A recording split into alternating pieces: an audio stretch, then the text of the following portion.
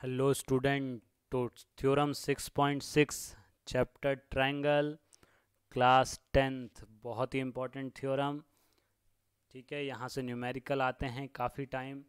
तो थ्योरम में इसमें क्या है, इसमें है ratio of the area of two similar triangle is equal to the square of the ratio of their corresponding sides. इसका मतलब सिंपल लैंग्वेज में देख लेते हैं। अगर कोई दो ट्रायंगल अगर कोई दो ट्रायंगल जैसे कि ये दिए हुए हैं, अगर कोई दो ट्रायंगल सिमिलर हैं तो उनके एरिया का रेशियो उनकी करस्पॉन्डिंग साइड्स के रेशियो के बराबर होगा। तो इसका मतलब अगर कोई एक एक भी साइड आपको अगर गिवन हुई तो उससे भी आप एरिया का रेशियो निकाल सकते हैं। ओके, तो इसको हमें प्रूव करना है। तो चलिए, बहुत ही आसानी से प्रूव होगा, बहुत ही सिंपल है। चलिए, और बाकी के थ्योरम्स, रिमेनिंग थ्योरम्स जो आपके हैं 6.1, 6.2, 6.3, 6.4, 6.5 सारे चैनल पर ऑलरेडी डले हुए हैं। ओके, तो वो सारे वीडियोस आप देख सकते हैं, बहुत ही सिंपल लैंग्वेज में हमने डिस्कस किया हुआ है। चलिए, तो कंस्ट्रक्शन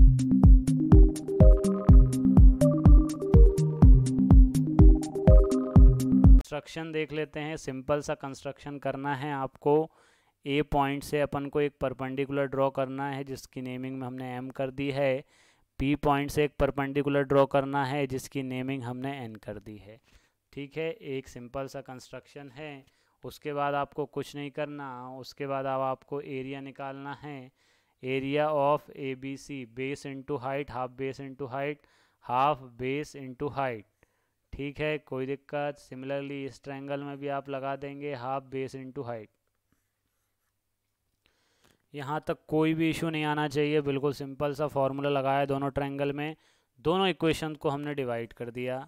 तो यहाँ हमारे पास दोनों का एरिया आ चुका है, जो हमें चाहिए था लेफ्ट हैंड पे आ चुका है। राइट हैंड पे देखेंगे तो हमारा हाफ से हाफ कैंसिल आउट हो जाएगा और हमारा B C into A M, Q R into P N. तो ये हमारी इक्वेशन बन चुकी है अभी तक। अब इसमें हमें थोड़ा सा करेक्शन करना है, हमारा फाइनल आंसर आ जाएगा। चलिए, तो अब देखते हैं ट्रायंगल ए बी एम और ट्रायंगल पी क्यू एन। ठीक, अब इसको देखते हैं। तो इसमें आपका एंगल बी एंगल क्यू के बराबर है, ऑब्वियस सी बात है क्योंकि सिमिलर थे, तो ये तो आपका बराबर होगा ही होगा। उसके बाद एंगल एम और एंगल एन पे 90 डिग्री बन रहा है, तो ये भी इनका इक्वल हो गया। ए प्रॉपर्टी से ये सिमिलर हो गए। अब सिमिलर हो गए तो इनके करस्पॉन्डिंग रेशियो साइड्स के इक्वल हो जाएंगे। तो यहाँ पर आप देखेंगे कि A B equal to P Q और A B upon P Q and A M upon P N आपके बिल्कुल इक्वल होंगे।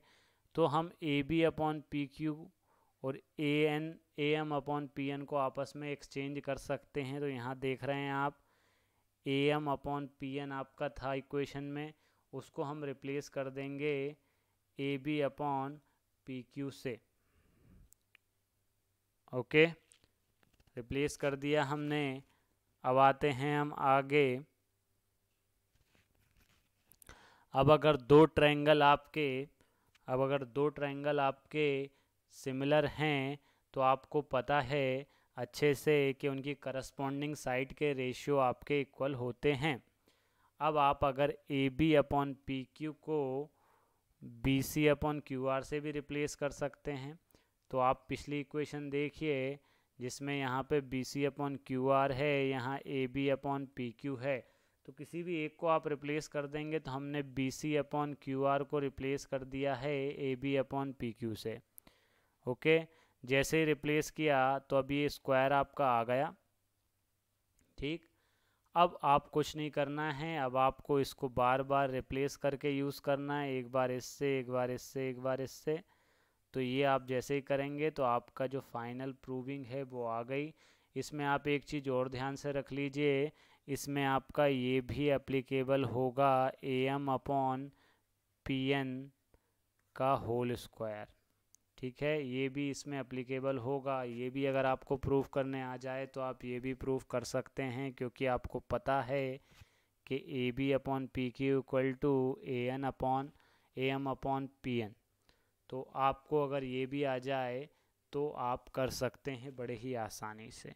तो ये सिंपल सी एक प्रॉपर्टी थी जो बहुत इम्पॉर्टेंट है, यहाँ से न्यूमेरिकल भी आते हैं इस चैप्टर से।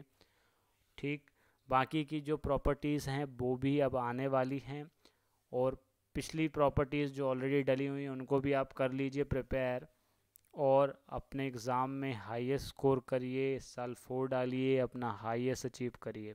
ठीक है, और अगर किसी और टॉपिक पे आपको वीडियो चाहिए तो नीचे कमेंट ड्रॉप कर दीजिएगा, और चैनल पे नए हैं तो चैनल को सब्सक्राइब कर लीजिएगा।